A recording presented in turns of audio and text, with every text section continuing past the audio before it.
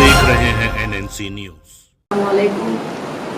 सारे मीडिया को मेरी तरफ से बहुत शुक्रिया कि आज जो सब्जेक्ट मैं बात करने वाली हूँ, लोकसभा इलेक्शन 2024, उस इलेक्शन में ऑल इंडिया महिला एम्पावरमेंट पार्टी इंडिया के कुछ मुकामात पर, महाराष्ट्र, कर्नाटका, तमिलनाडु, बहुत सारे मुकामात पर कुछ सीट्स कंटेस्ट कर रही है। खासकर से आज का जो प्रेस कॉन्फ्रेंस है, हैदराबाद चारमीनार कॉन्स्टिट्यूंसी से MEP कंटेस्ट करेगी लोकसभा इलेक्शन, और वो इलेक्शन कंटेस्ट करने का मकसद ये रहेगा कि आज तक वहाँ पर जो डेवलपमेंट नहीं है, जैसे हैदराबाद को एक आइकॉन सिटी कहा जाता है, जहाँ चारमीनार को जाते हैं तो वो एक नमूना और निशानी की जगह होती है, मगर वहाँ पर जब हम जाते हैं तो सिर्फ कचरा और गंदगी, नाले वगैरह नज़र आते हैं। और ख़ासकर से ओल्ड सिटी के जो मुसलमान हैं और जो बच्चे हैं, वहाँ के डेवलपमेंट की बहुत से बहुत कमी है। और काफ़ी रिपोर्ट्स, काफ़ी महिलाओं के रिपोर्ट्स मेरे पास आ चुके हैं।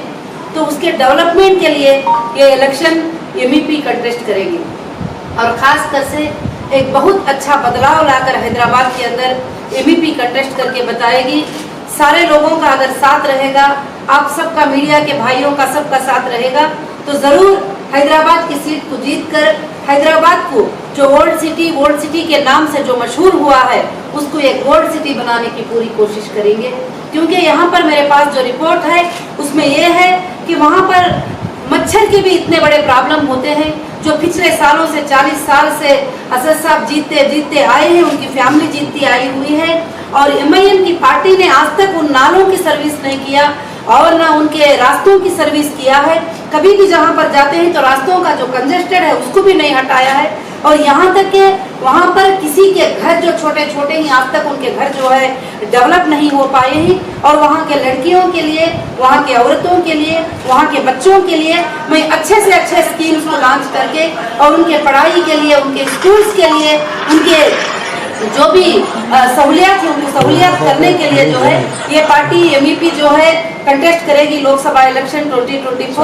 और खासकर से मैं यही बात बताती हूँ कि बहुत सारे लोग जुल्मों के अंदर दबे हुए थे। वहाँ का जो ये होता है कि खाली सिर्फ जुल्म होता है। जब भी वहाँ पर इलेक्शन होता है, चाहे कांग्रेस इलेक्शन करे, चाहे कोई और पार्टी इलेक्शन करे, वो कैंडिडेट ना वहाँ पर जा पाता है, ना वहाँ पर पैदल सफर करके किसी को वोट के बारे में बुला पाता है, ना बता पाता है। तो जुल्म की राजनीति नहीं चलेगी, और जुल्म की राजनीति को बंद करना बहुत जरूरी है।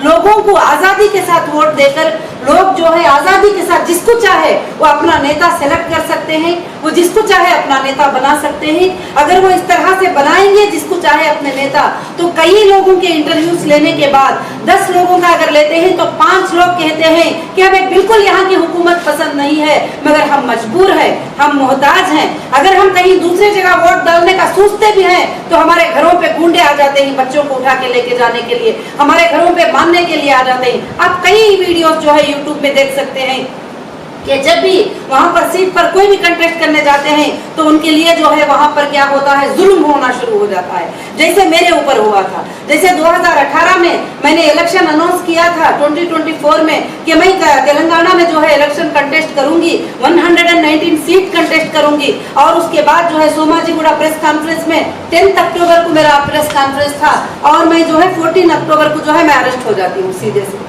और उसमें तो KCR साहब भी मिल गए और असद साहब भी मिल गए, सारे लोग मिलकर अरेस्ट करके लोकसभा होने तक के लिए 2 साल 4 महीने जो है मुझे बाहर आने नहीं दिए, तरह तरह के PT वारंट लेके आके।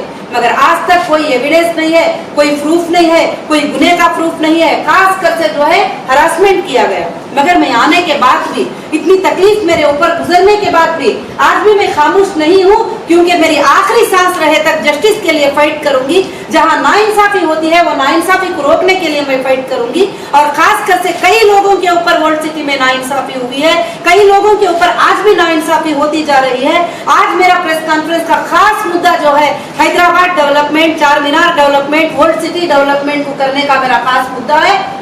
अगर मुझे लोगों ने साथ दिया, अगर दिया तो मैं 5 साल के बाद उनको जरूर जरूर से जरूर पूरे के पूरा जो है डेवलपमेंट करके मैं जरूर से जरूर बताऊंगी इंशाल्लाह। और खासकर से मस्जिदों की डेवलपमेंट, वहाँ के उलमा की डेवलपमेंट, मौजनों की डेवलपमेंट, सारे के सारा मुझे करने के लिए आता है। यहाँ तक कि कई मस्जिद के उलमा मुझे मुलाकात करे ही, मुझे बात करे ही, वो कहते मस्जिदों में पानी की सहूलत नहीं है। चलो घरों में तो अलग बात है, मस्जिदों में पानी की सहूलत नहीं है, गलियों में पानी की सहूलत नहीं है, स्कूल्स में पानी की सहूलत नहीं है। जब एक बार जीत जाते हैं तो कहते हैं कि असद साहब के पास तो कोई मुलाकात को जा ही नहीं सकते और ना उनको बात कर सकते। उनको कौन मुलाकात कर सकते हैं? उन्होंने जिनको चाहते हैं वो मुलाकात करते हैं, जो टपोरी टाइप के वीडियोस जो है वायरल करते हैं, तो वैसे लोग मुलाकात कर सकते हैं। जो जरूरतमंद है वो मुलाकात नहीं कर सकते।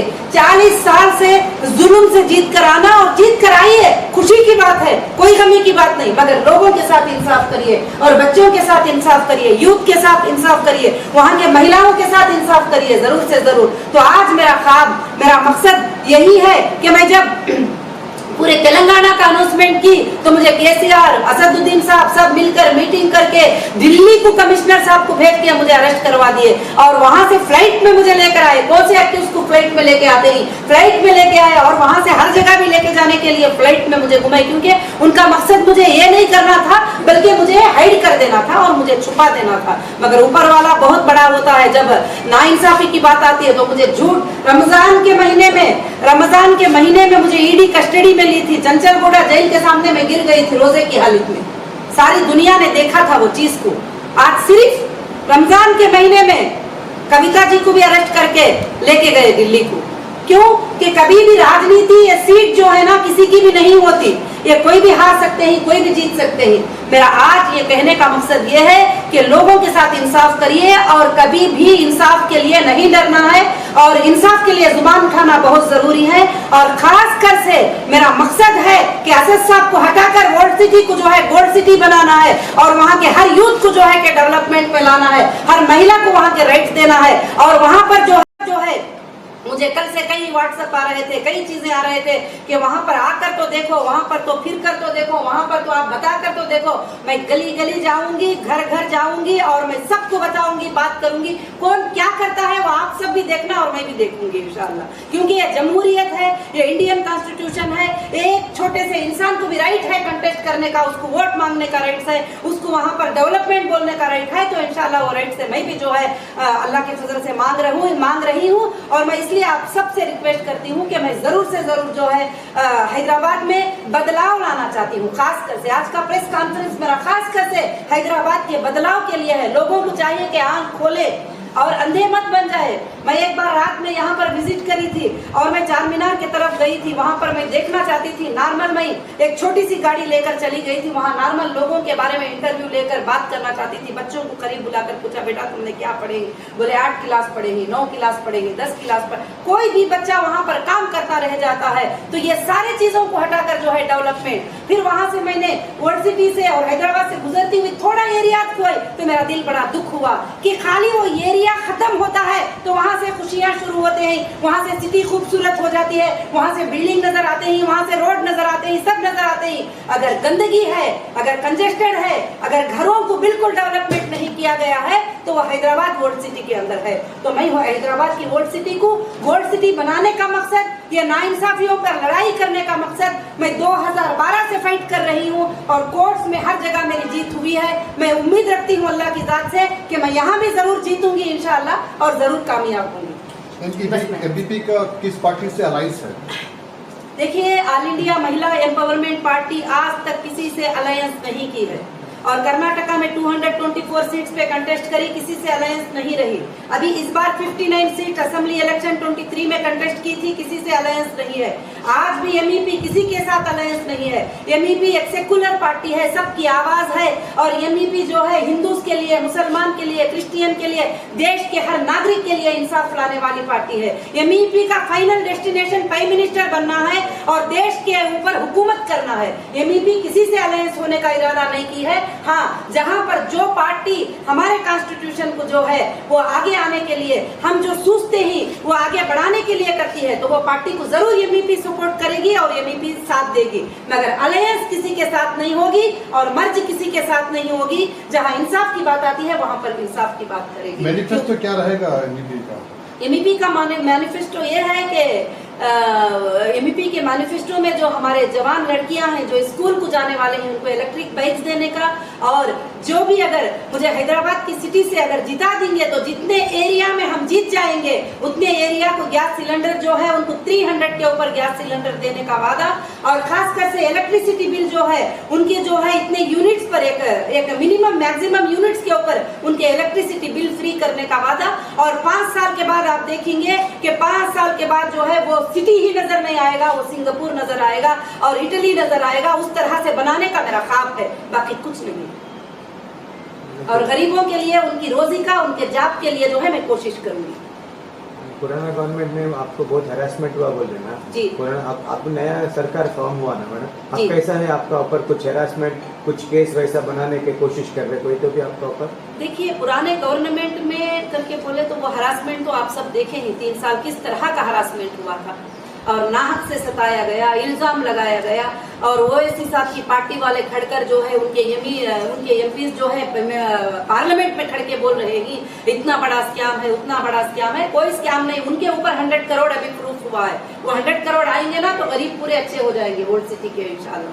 तो जो है खास कर से तो पुरानी गवर्नमेंट से अभी नई गवर्नमेंट तो अभी आई है, अभी कुछ तो सताने की बात वगैरह की बात कुछ भी मुझे नहीं मालूम। अभी पता नहीं कि ये हुकूमत है या सरकारें हैं, जब जिससे उनको नुकसान का सबब आता है तो कब कौन बदल जाता है नहीं मालूम होता।